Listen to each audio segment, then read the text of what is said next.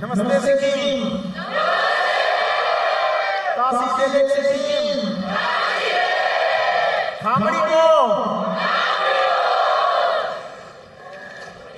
सिक्किम के इस youth convention में हमारे सीएम सर आपको नमस्ते। जितने यहाँ कैबिनेट मिनिस्टर हैं सभी लोगों को नमस्कार।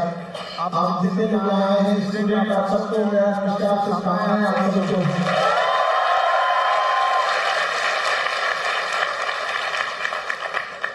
जब हम यहाँ पटना से आए सिक्किम और बागडोगरा एयरपोर्ट पे उतरे तो हमें पता चला कि अभी जो फ्लड आया था उस वजह से चीज़ें जो हाईवे था वो डिस्ट्रॉय हो गया। तो हमें पता चला कि काफ़ी लॉन्ग टर्न लेके आना पड़ेगा। तो हमें कहा कि ये तो और अच्छी हमको तो और ज़्यादा जानने को मिलेगा यहाँ के बारे में। और उस दौरान हमने सिक्किम को इतना करीब से देखने का मौका मिला हमको। और यहाँ आने के बाद जो यहाँ का वातावरण, जो यहाँ का लोगों का प्यार, तो ऐसा लगा कि मेरी लाइफ 10 साल बढ़ गई यहाँ आने के बाद।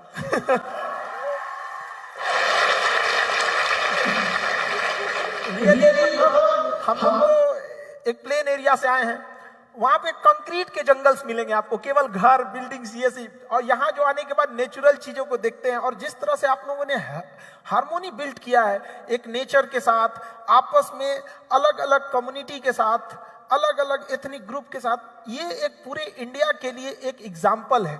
जब सिक्किम भारत का 22वां राज्य बना था तो हमें लगता है उस समय से किसी ने नहीं सोचा होगा कि वो एक एग्जाम्पल सेट करेगा पूरी इंडिया के लिए कि आप सीखिए कि कैसे सारे लोग मिलजुल कर एक साथ रहते हैं और मुसीबत के समय एक साथ मिलजुल कर उस मुसीबत का सामना करते हैं। ये सैल्यूटेबल है, आप लोग को दिल से सैल्यूट एकदम।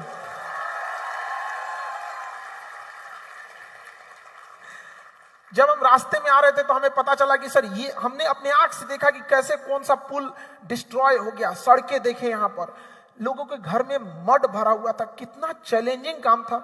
लेकिन जब हम यहाँ के लोगों का साहस देखे तो हम दंग रह गए कि क्या हिम्मत इन लोग के अंदर बाउंस बैक करने की। अगर समस्याएं आई हैं तो प्रॉब्लम्स का आना पार्ट ऑफ लाइफ, लेकिन उससे जीत के निकलना आर्ट ऑफ लाइफ।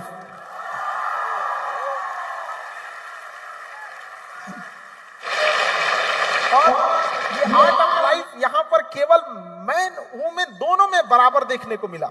हम लोग तो यहाँ दंग रह गए कि महिलाएं पुरुषों से कंधा मिला के चल रही हैं यहाँ पर। और हम हमेशा यही बोलते थे कि सबको आगे आना पड़ेगा। यहाँ आने के बाद हम क्या बोले, यहाँ तो पहले से आगे आए हुए हैं यहाँ पे। तो ये चीज हमें नहीं बोलना पड़ेगा यहाँ पे। और ये बहुत बेहतरीन चीज है यहाँ पे कि किसी भी समाज, a bird cannot fly with his one wing, वैसे ही एक समाज कभी भी केवल पुरुष उसे आगे नहीं ले जा सकता है, उसे दोनों को साथ आना पड़ेगा तभी ये होगा। और अगर अकेले पुरुष ले जा सकते थे समाज को तो आजादी मिले हमें इतने साल हो गए, लेके चले गए रहते, लेकिन अभी तक ट्राई कर रहे हैं क्योंकि महिलाओं ने बराबरी से कंधा मिलाने ही नहीं दिया उन लोगों ने यहाँ पर। बट आप लोगों ने उनके लिए एक एग्जाम्पल सेट कर दिया। ग्रेट एकदम।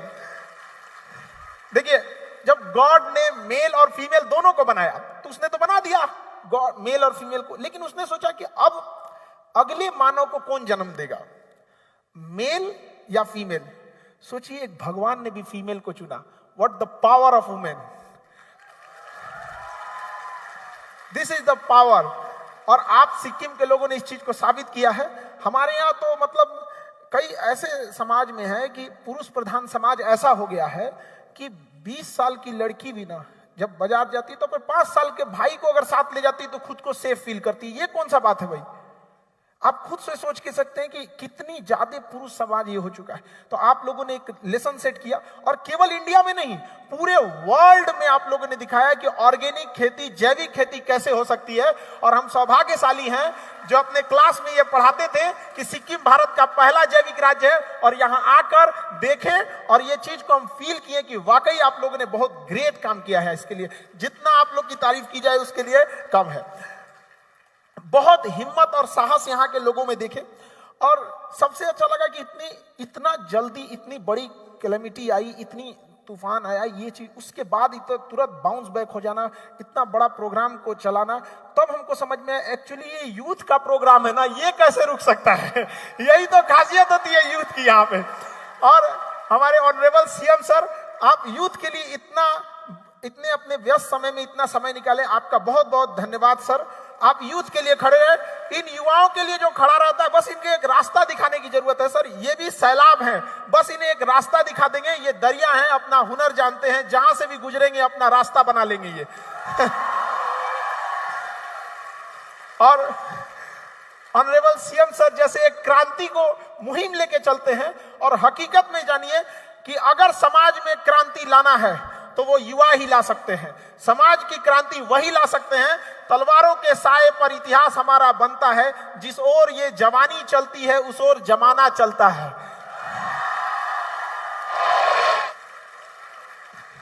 जब हम गुलाम थे तो अंग्रेजों की नाक में दम कर दिया था इन स्टूडेंट्स ने, चाहे वो पटना, आप चाहे बिहार से लिखिए, चाहे सिक्किम, चाहे पूरी इंडिया में कहीं भी देखिए। जब युवा आगे बढ़े थे तो अंग्रेजों को लग गया था कि नहीं भैया अब यहां से जाना ही होगा।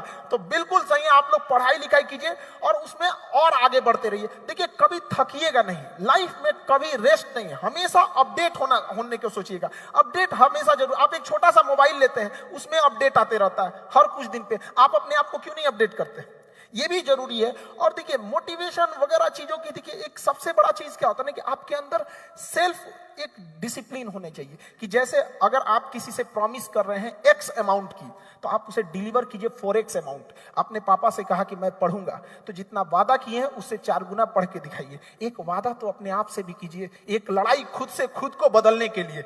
आइए हम देखते हैं, बड़े दूसरों में कमियां निकालते थे, एक मुलाकात इस आईने से करते हैं, फिर देखते हैं अपने आप को कैसे बदलते हैं। तो जब भी ईमानदारी से वर्क करना कीजिए और हमेशा लाइफ का एक उसूल रखिए कि हमें देश के लिए, परिवार के लिए कुछ करना है, चाहे कुछ भी आ जाए हम उसे नहीं बदलेंगे। अपना वो जमीर जिंदा रखिए। शतरंज में वजीर और जिंदगी में जमीर, अगर मर गया तो खेल खत्म।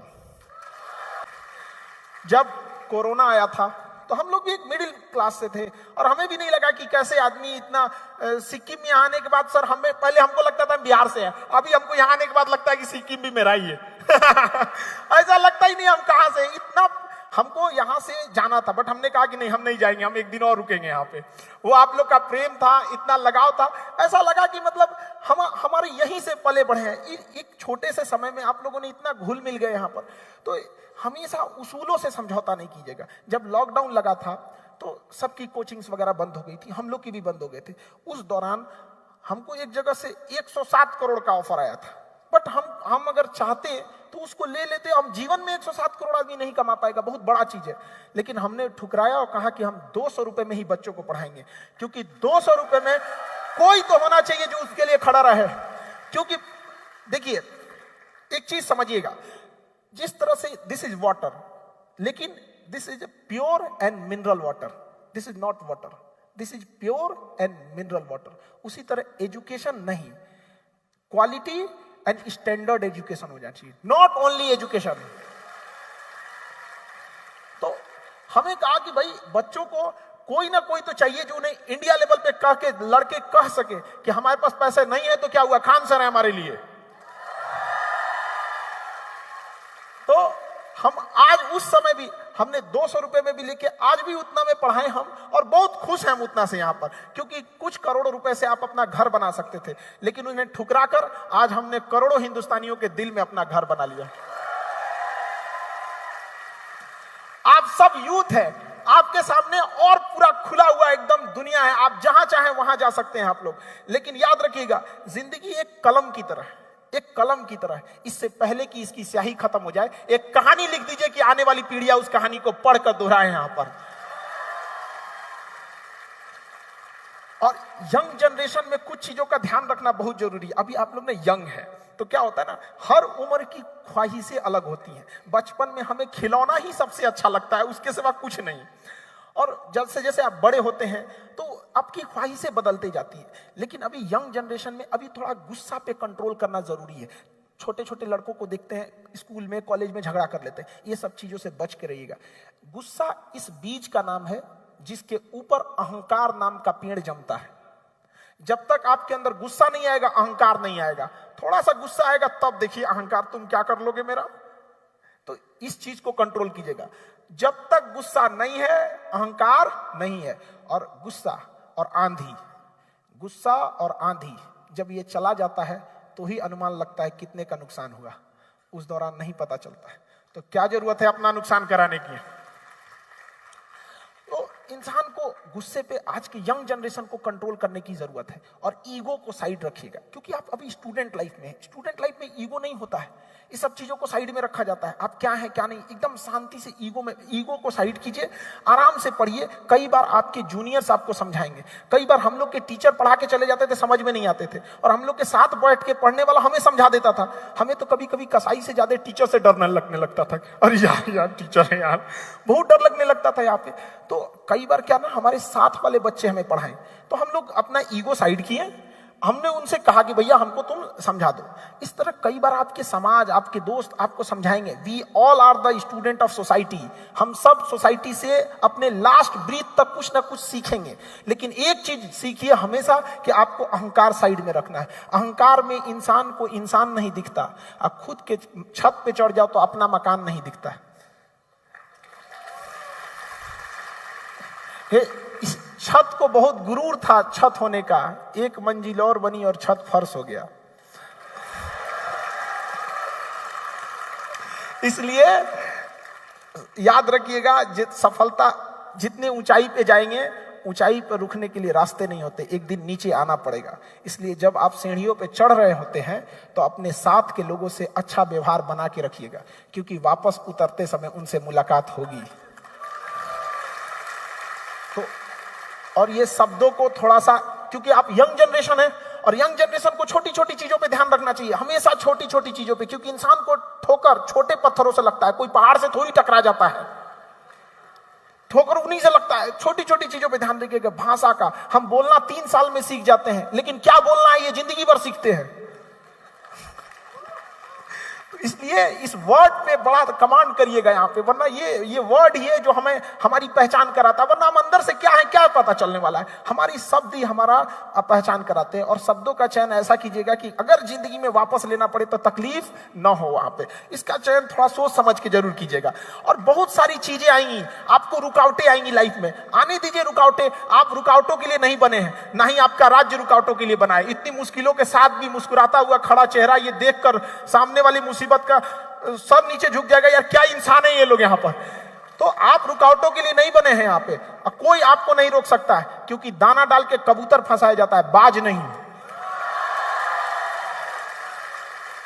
और युवा तो वो परिंदे होते हैं कि अगर कोई इन्हें पिंजड़ा में बंद भी कर देगा तो पिंजड़ा सहित लेके उड़ जाएंगे उसे। तो इसलिए मन लगा के पढ़ाई करना है आप लोग को। एजुकेशन देखिए, अभी क्या है ना, एजुकेशन अभी देखिएगा, अभी जगह जगह साइंस डेवलप हो गया है। रडार में पता कर लेते हैं कि कौन सा जहाज है, कौन सी मिसाइल है, मेटल डिटेक्टर में पता चल जाता है। एजुकेशन एक ऐसा हथियार है ना जो किसी मेटल डिटेक्टर में नहीं पकड़ाता है, और इसकी मैगजीन कभी खाली भी नहीं होती है। इसकी मैगजीन खाली नहीं होती है एजुकेशन की। इसलिए एजुकेशन पे क्या करना है, ध्यान देना है। लेकिन एजुकेशन की कुछ खराबियां हैं कि इसका रिजल्ट बड़ा लेट से दिखता है हम लोग को। अब जैसे बड़ा लंबा लेट से दिखता है एजुकेशन का। अब किसी को भीख मांगना है, सपोज कर रहे हैं, उसको 1 घंटे में रिजल्ट मिल जाएगा, कुछ ना कुछ बोहनी हो ही जाएगी उसकी, 1 घंटे में उसका रिजल्ट दिख जाएगा। मजदूरी करिएगा, शाम तक रिजल्ट दिख जाएगा। बिजनेस कीजिएगा, 1 महीने में रिजल्ट दिख जाएगा। लेकिन एजुकेशन जब कीजिएगा 20 साल बाद रिजल्ट दिखेगा। लेकिन जब वो रिजल्ट होगा तो दुनिया देखेगी उस चीज को। एजुकेशन याद रखिएगा, बहुत जरूरी चीज होता है एजुकेशन। हीरा लाख महंगा होता है, हमें पता है कि हीरा महंगा होता है, कांच से तो महंगा होता है हीरा, लेकिन जब हीरा लोग पहनते हैं तो उसी कांच में देखते हैं कि कैसा लग रहा है यहां पर। तो आप सारे यूथ लोगों को उसी तरह हीरे की तरह चमकना है। अभी कांच है इसलिए लोगों को चुभते हैं, जिस दिन आईना बनेंगे उस दिन पूरी दुनिया देखेगी आपको। आप सब माँ बाप का एक सपना लेके बैठे हैं। अगर कभी जीवन में हताश हो जाइएगा तो अपनी माँ की उस आंखों को याद कीजिएगा कि आपकी माँ, उस बूढ़ी माँ की आंख में अभी भी आपकी सफलता की उम्मीद लेके वो बैठी है घर में कि मेरा बेटा, मेरी बेटी सफल होकर आएगी। क्या आप उस माँ की आंखों में धूल झोंक देंगे? क्या आप उस माँ की आंखों का सपना टूटते हुए छोड़ सकते हैं? कभी नहीं। तो इसलिए एजुकेशन में बस ये है कि टाइम थोड़ा सा ज्यादा लगता है, लेकिन क्या दिक्कत है, हम लोग फिर उसको करेंगे यहाँ पर। अब एजुकेशन चीजें भी ऐसे, अब किसी को आप खाना खिला दीजिएगा, अभी हमने स्टार्टिंग में सुना कि किसी को खाना खिलाएंगे, एक दिन जा सकता है उसका, कुछ पैसे देंगे कुछ दिन बीत सकता है, लेकिन एजुकेशन देंगे पूरी जिंदगी वो बिता सकता है, शान से जिंदगी को जी सकता है। तो इसलिए शिक्षा को कभी नहीं छोड़ना चाहिए, एजुकेशन को। और आप लोगों का एजुकेशन के प्रति इतना समर्पण, और सीएम सर आपको भी बहुत बहुत सर आपके आभारी, जो इन बच्चों के लिए आप मनोबल बढ़ाने के लिए यहाँ आए इतने व्यस्त कार्यक्रम में, जिससे कि इनका मनोबल और आगे बढ़ जाएगा यहाँ पर। और शिक्षा इतनी जरूरी चीज है कि शिक्षा उस शेरनी का दूध है जिसने पिया वो दहाड़ा है, और उसकी दहाड़ पूरी दुनिया सुनेगी यहाँ पर। आगे आने वाले कल में आप भी दहाड़िए, ताकि आपको आपके गांव और आपके राज्य पर आपको गर्व महसूस हो, कि कल को फक्र से लोग कहें कि नहीं, ये लड़का मेरे स्टेट का रहने वाला था। आपकी सफलता इतनी बड़ी होनी चाहिए कि केवल आपका परिवार न खुश हो, केवल आपका गांव और जिला न खुश हो, बल्कि सफलता इतनी बड़ी हो कि आपका पूरा राज्य जश्न मनाए कि मेरे राज्य से ये लड़का गया था यहाँ पर। और कभी भी एक चीज ध्यान दीजिएगा ना, बहुत ज्यादा मॉडर्निटी के चक्कर में मत पड़िएगा। बहुत ज्यादा मॉडर्निटी के चक्कर में आजकल की लाइफ ना दिखावे की जिंदगी हो गई है। अरे दिखावे की बड़े बड़े लोगों को देखिएगा, वो दिखाना नहीं चाहते हैं। बड़े बड़े लोग जो होते हैं ना, अमीर बनना चाहते हैं, अमीर दिखना नहीं चाहते हैं। दोनों में अंतर है, एक दिखने में एक बनने में। तो आप बड़ा बनिए। और सबसे बड़ा अमीर कौन होता है? जिसके बगल में बैठे गरीब को भी आभास ना हो कि वो गरीब है, वो सबसे बड़ा अमीर होता है। सबसे अच्छा राज्य कौन है? जिसमें बाहर से आए व्यक्ति को आभास ना हो कि बाहर के राज्य से आया है। अब आप समझ गए होंगे हम कहना क्या चाहते हैं। सिक्किम, बिहार से आने के बाद हमें एहसास नहीं हुआ कि हम सिक्किम बाहर से हैं, मेरा अपना राज्य नहीं है। तो ये चीज में आपको हमें बताना नहीं पड़ेगा। तो इस चीजों को आप लोग खासा ध्यान रखिएगा। लाइफ इंसान की अहमियत ना, एक जीरो देखिए, जीरो अकेले रहता है तो कोई अहमियत नहीं, बट जिसके बगल में खड़ा हो जाता है ना, उसकी वैल्यू बढ़ा देता है। लाइफ को इस तरह से बनाइए कि जिसके बगल में खड़े हो जाए उसकी जिंदगी बदल जाए, यहाँ पे बढ़ जाए। हमेशा एक छाया वाले वृक्ष के समान अपनी जिंदगी को रखिएगा। ऐसा नहीं कि घमंड ज्यादा हो कि किसी को आपको बात करने में अच्छा ना लगे, ये सब चीजों में। और यंग जनरेशन को स्टूडेंट लाइफ में क्या है कि पहले गांधी जी के 3 बंदर होते थे, अभी चौथा बंदर की खोज हुई है, पता है कि नहीं? मोबाइल लेके बैठा है वो, समझा ही नहीं। वो आजकल का स्टूडेंट पता नहीं क्या उसी में खोया हुआ। अरे भाई क्या कर रहे हो यहाँ पर? अब हमको लगता है ना, कुछ दिन में मौन व्रत की जगह पे ना मोबाइल व्रत भी रखा जाएगा कि आज एक दिन का मोबाइल व्रत होगा भैया, हम लोग मोबाइल से दूर रहेंगे। यहाँ पे ये किडनी की तरह हमारे पार्ट ऑफ लाइफ हो गया है, not a part of body हो गया यहाँ पर। पहले हम लोग अपने घर में वहां बिस्तर लगाते थे जहां पंखा करीब होता था, अभी वहां लगाते हैं जहां चार्जर करीब है। हाँ, अजीब परेशान हो गए। तो यंग जनरेशन लोग थोड़ा समझिए, ऐसा ना हो कि आज का युवा जाग गया है, अब उठेगा ब्रश करेगा 1.5 GB डाटा खत्म करके सो जाएगा।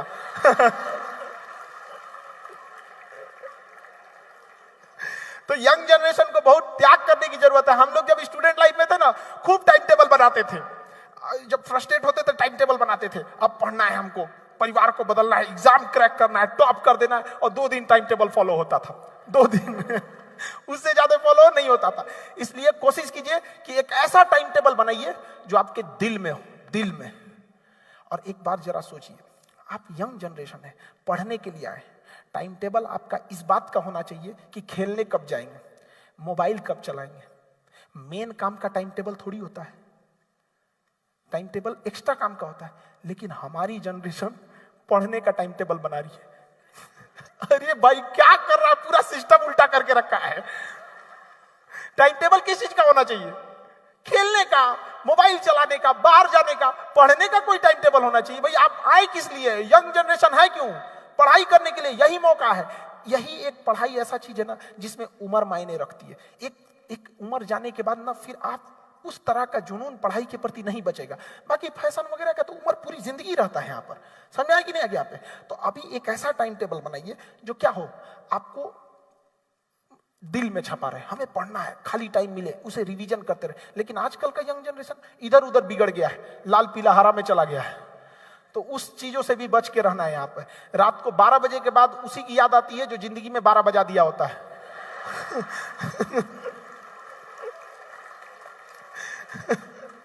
अजीब जनरेशन, मतलब यंग जनरेशन से खास करके कह रहे हैं, अपनी लाइफ एम्बुलेंस की तरह कर दिया है, घायल दिल लेके घूम रहा है, ऐसे करके यहाँ पे क्या है, क्यों परेशान हो ये सब चीजों में? ये सब चीजों से बच के रहा कीजिए।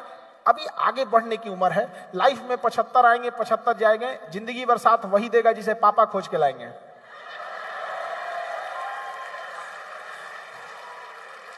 तो यंग जनरेशन इस पे ध्यान दे, और लड़कियां थोड़ी सी समझदारी से, किसी से बात करने से पहले, हाथ थामने से पहले सोच समझ के, क्योंकि जिंदगी पार करनी है, सड़क नहीं।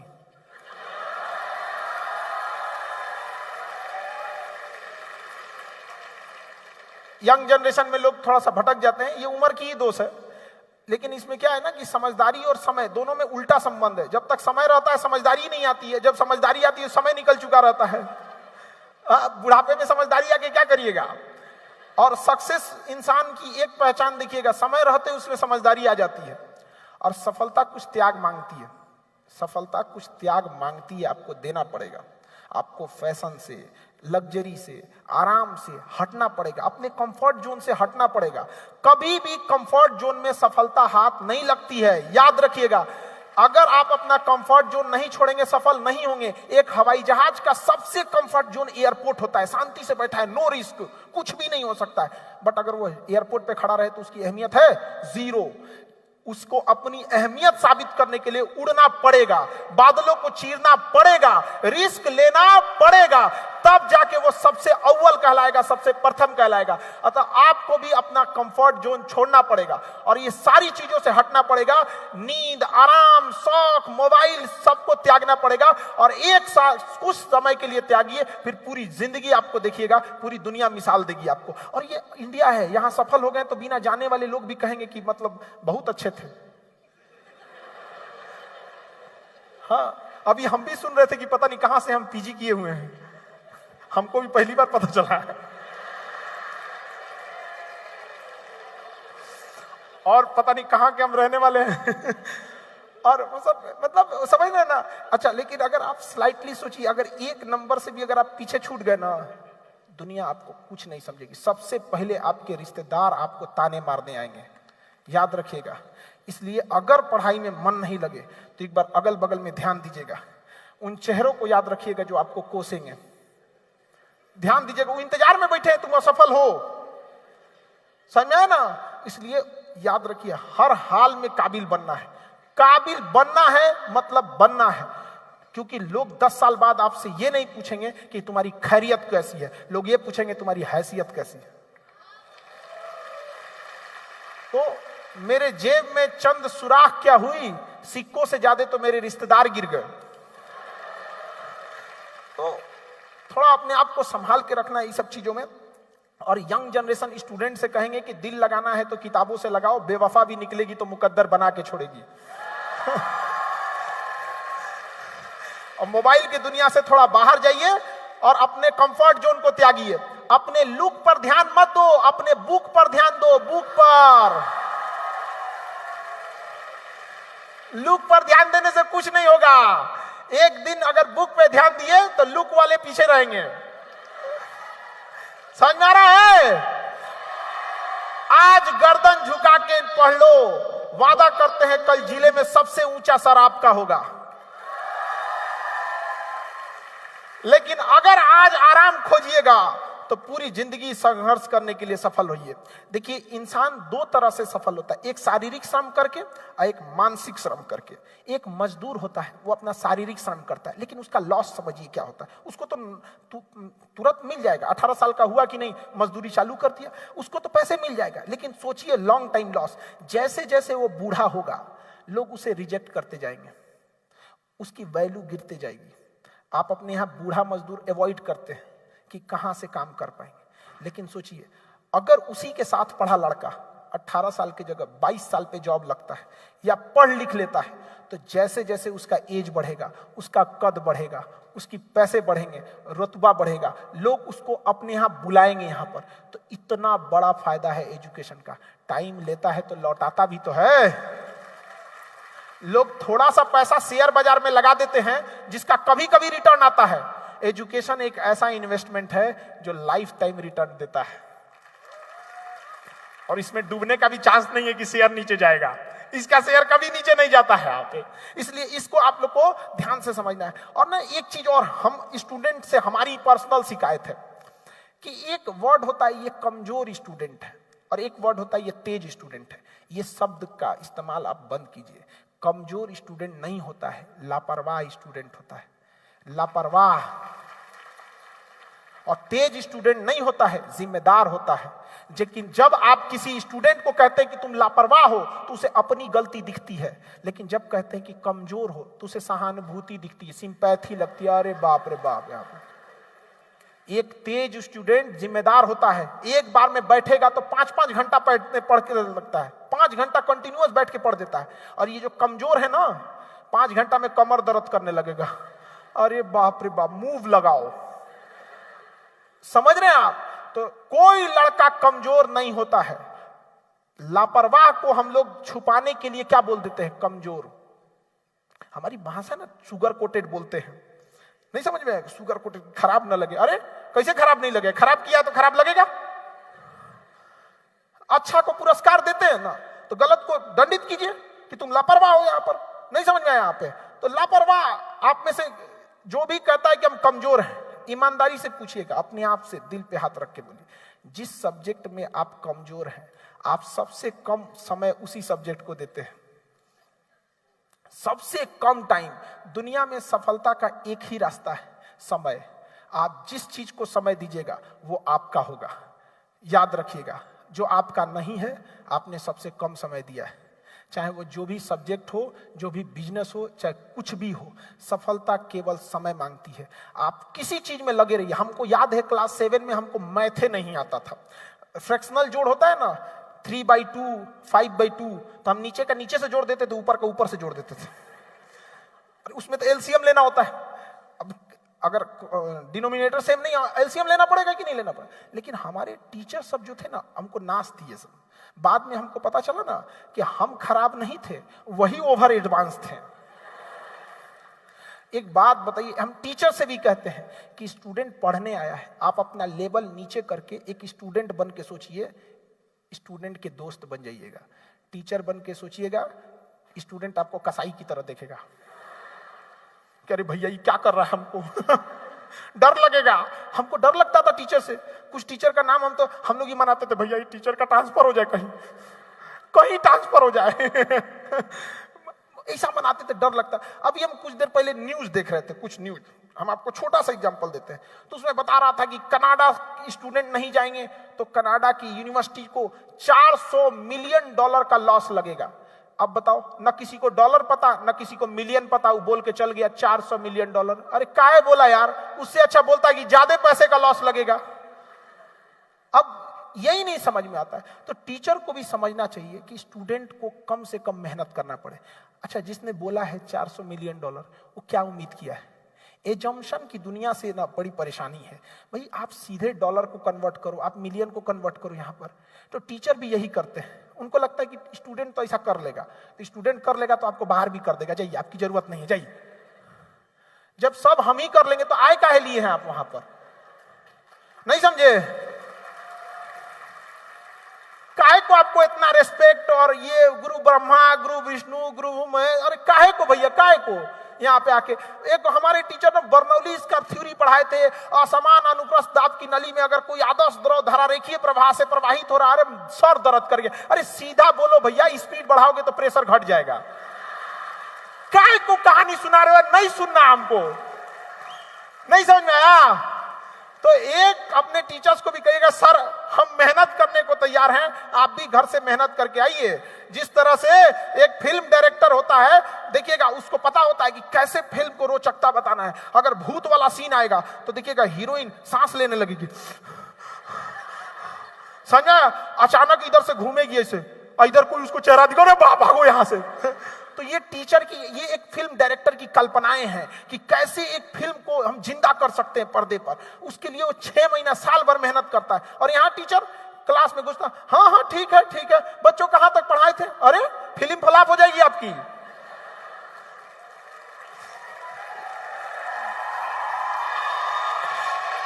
समझ में आ गया? अगर आप फेल होते हैं तो उसमें टीचर का भी योगदान है। जब स्टूडेंट टॉप करता है तो टीचर कॉलर उठा के कहते हैं कि मेरा स्टूडेंट था। तो फेल होता है तो कहिए ना कि मेरा स्टूडेंट था। नहीं समझे? तो अगर आपको पढ़ने में कमजोर है तो उसके एक हिस्से का जिम्मेदार और कौन भी है?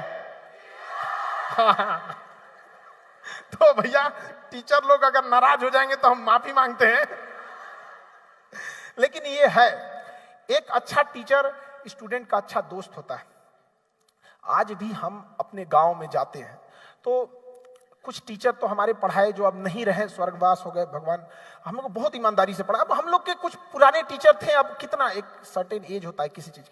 कुछ टीचर जो हैं आज भी उनके प्रति दिल से रेस्पेक्ट बनता है कि अगर वो चौराहे पे भी मिले हमें कहीं भी तो दंडवत प्रणाम करेंगे। और आज भी कुछ टीचरों ने ईमानदारी से नहीं पढ़ाया तो कहना तो नहीं चाहिए लेकिन आदमी साइड हो जाता है। भाई एक बात बताइए, माँ के इतना रिस्पेक्ट क्यों होता है? क्योंकि माँ त्याग करके बच्चे को पालती है, और अगर त्याग नहीं करेगी तो माँ का भी रिस्पेक्ट नहीं है। नहीं समझे?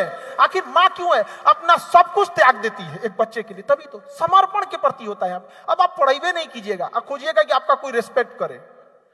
लाइफ में आपको बहुत सारे टीचर पढ़ाए होंगे, कुछ ही याद रहे होंगे। क्यों? सोचे कभी? लाइफ को चेंज कर दिया उन लोगों ने। समझ में आया ना? तो एक टीचर को भी हम कहते हैं और स्टूडेंट को भी कहते हैं 1:3 का रेशियो फॉलो कीजिएगा। अगर क्लास में 1 घंटा पढ़ रहे हैं ना तो उसके लिए 3 घंटा घर से पढ़ के आइएगा। और टीचर भी 1 घंटा क्लास पढ़ाने आ रहे हैं ना तो 3 घंटा घर से मेहनत करके आइएगा। फिर देखिए पढ़ाई से प्यार ना हो जाए तो कहिएगा। पढ़ाई जैसे चीज को इंटरेस्टिंग जो बोझ बना के रख दिया यहां पर। सीएम सर आपके कार्यक्रम को तो लेट नहीं हो रहा है? ठीक सर। नहीं एक्चुअली इतनी व्यस्तता रहती है कि सर आपको स्टूडेंट के लिए आए, ये तो स्टूडेंट का सौभाग्य है सर जो आप इतने व्यस्त कार्यक्रम में लगा। बड़ी जिम्मेदारी रहती है एक्चुअली। ये अभी स्टूडेंट लाइफ में ना अभी नहीं समझ में आता है कि जिम्मेदारी क्या चीज होती है। वहां से यहां नहीं समझ में आता है कि कितनी बड़ी जिम्मेदारी होती है। जब आप बड़े हो जाते हैं ना तो उसका सबसे बड़ा लॉस क्या है? अगर आप कहीं हैं तो इसका मतलब कहीं नहीं है। हम सिक्किम में है मतलब पटना नहीं है, वहां काम रुका होगा। ये एक बहुत बड़ा जिम्मेदारी नहीं समझ में आता है किसी को। सर यहां है तो कहीं काम रुका होगा, पेंडिंग होगा कि सर आएंगे तो होगा। तो हम उस दर्द को फील किए हैं इसलिए हम भी इस चीज को समझते हैं। और आप जितने स्टूडेंट लोग हैं एक चीज याद रखिएगा, समय, वक्त, टाइम, समझते हैं टाइम? टाइम से खिलवाड़ मत कीजिएगा। इससे बड़ा ईगो किसी के पास नहीं होता है। समय खुलेआम कहता है कि तुम आज मुझे बर्बाद करो, कसम खाते हैं कल तुम्हें बर्बाद कर देंगे। ये जो बीत रहा है ना ये केवल समय नहीं है, जिंदगी भी है। जिसे आप कह रहे हैं बीत गया, वो केवल समय नहीं है, याद रखिएगा वो एक जीवन का हिस्सा है जो बीत गया, जो कभी नहीं आएगा। और समय के पास इतना समय नहीं है कि दोबारा आपको समय देने जाए।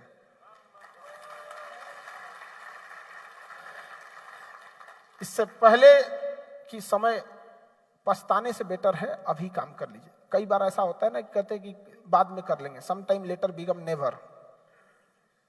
कहेंगे कि समय ऐसा नहीं होता है। समय बहुत बलवान चीज होता है। लोग कहते हैं समय के साथ जख्म भर जाता है, कुछ नहीं भरता है। हम उस जख्म के साथ जीना सीख लेते हैं। क्या हमारा जख्म भर गया? ये जो सिक्किम में जो आज तबाही आई थी, नहीं, हमने जीना सीख लिया उसके साथ। जो हमारे लोगों के तकलीफ नहीं समझ में आता है लोगों, वो हमारे जख्म नहीं भरे हैं, वो जख्म आज भी हरे हैं। हमें यादें हैं आज भी, और जब तक हम जीवित रहेंगे हमें एक एक यादें रहेंगी कि हमने एक अपना जवान खोया, हमने अपने लोगों को खोया। लेकिन वक्त के साथ हम उन तकलीफों के साथ जीना सीख लेते हैं, न कि वो जख्म भरता है, कभी नहीं भरेगा।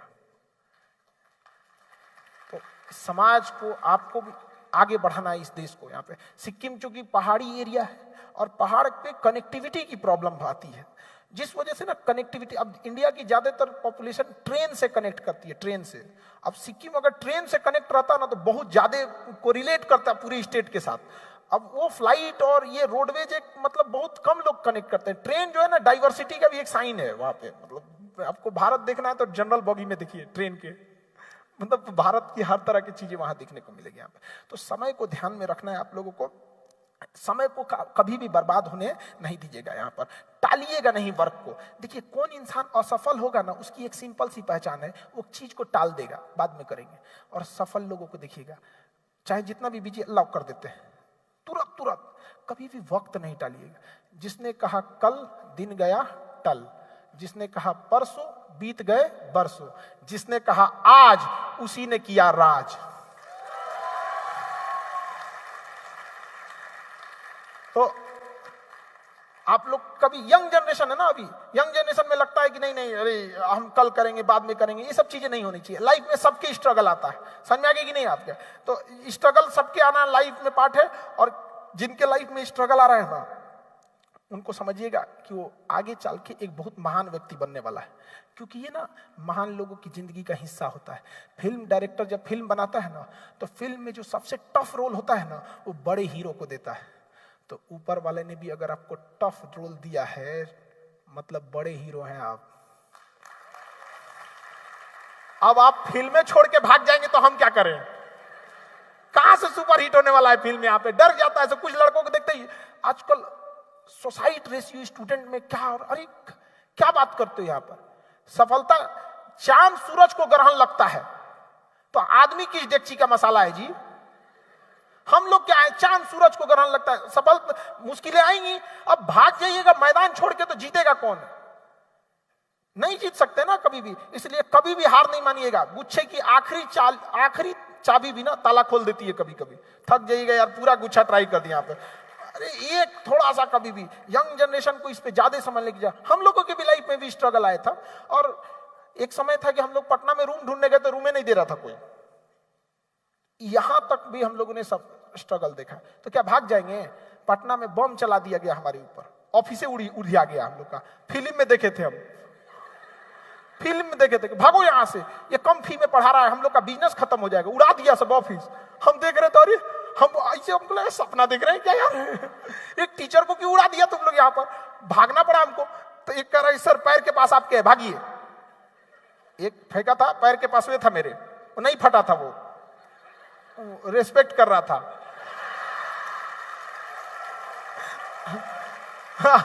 अब हम लोग कोई पहचाने रहे तब तो हमको लगा क्या है भैया, बाद में पता चला यही फटने वाला था। भाग गए हम, कहे भागो भैया यहाँ से। तो वहां से भी था इंसान को। तो क्या हम लोग भाग गए, स्ट्रगल छोड़ दिए? मम्मी को बताए नहीं थे। मम्मी को 2 साल बाद पता चला था। तो मम्मी कही तुमको क्या हुआ था, बताया नहीं था हमको। अच्छा, माँ लोग ना बड़ा सेंसिटिव होती है, घबरा जाती है। आप कितने भी बड़े हो जाइएगा ना, तो माँ होती है। माँ की आंखें एक ऐसा आईना होती है ना, जिसमें बच्चे कभी बूढ़े ही नहीं होते, उनको अभी भी वही छोटे दिखते हैं। और माँ बाप की बातों पे थोड़ा ध्यान से सुना कीजिए। इनकी आंखें कमजोर होती हैं, लेकिन निगाहें बहुत मजबूत होती है। 2 मिनट में इंसान पहचान जाते हैं। वो तजुर्बा होता है उनकी आंखों में, उन्हें आप इग्नोर नहीं कर सकते। तो माँ बाप से सुना कीजिए। यहाँ पे अपने जितने लोग के दादा बाबा, ये लोग से सीखिए कुछ चीजें, उनके पास जीवन का अनुभव होता है वहां पर। लेकिन आजकल ना सेपरेट फैमिली होते जा रही है, तो हम लोग वो खोते जा रहे हैं। एक बच्चे के जिंदगी का पहला दोस्त दादा होता है, और एक दादा की जिंदगी का आखिरी दोस्त उसका पोता होता है। उसके बाद उस बुढ़ापे में कौन दोस्त बनने वाला है उनका? तो ये कॉम्बिनेशन है हमारे इंडियन सोसाइटी का, कल्चर का यहाँ पर। तो इसे हमें संजो के रखना है यहाँ पे, क्योंकि हमारा कल्चर मायने रखता है। किसी कंट्री को बर्बाद करना है तो कल्चर बचा के रखना है। और इसमें तो सिक्किम के लोगों को सिखाने की जरूरत ही नहीं है, हमको सीखने की जरूरत है। इस सिक्किम के लोगों से आपने अपने कल्चर को बहुत अच्छे से बचा के, बाकी लोगों को ये इंटीग्रिटी सीखनी चाहिए यहाँ के लोगों के यहाँ से। तो कल्चर बचा के रखना बहुत ज्यादा जरूरी होता है यहाँ पे। तो चीजों को कभी भी ना नेग्लेक्ट नहीं। लोग आएंगे आपके बारे में, अगर आप जैसे आप सफल बनिएगा तो आपको लोग कहां, मतलब आपकी टांग खींचने वाले लोग आएंगे। तो इन लोगों पर ध्यान नहीं देना चाहिए, क्योंकि गधों के रेस में दौड़ने का सबसे बड़ा घाटा जानते हैं क्या है? जीतने के बाद भी गधा कहलाएंगे। इग्नोर कीजिए। आप इंसान है, डिटर्जेंट नहीं की सफाई देते हुए चलेंगे। बोलना है बोलने दो यहाँ पे, समझा गया कि नहीं? Your success will answer them. आपकी कामयाबी उनके लिए सबसे बड़ा जवाब होगा यहाँ पर। हर एक सवाल का एक ही जवाब देना है, कामयाब बन के। और हर उस घर में 2 किलो अलग से मिठाई जाएगी जिस घर से ये आवाज आई थी कि तुम नहीं कर सकते हो।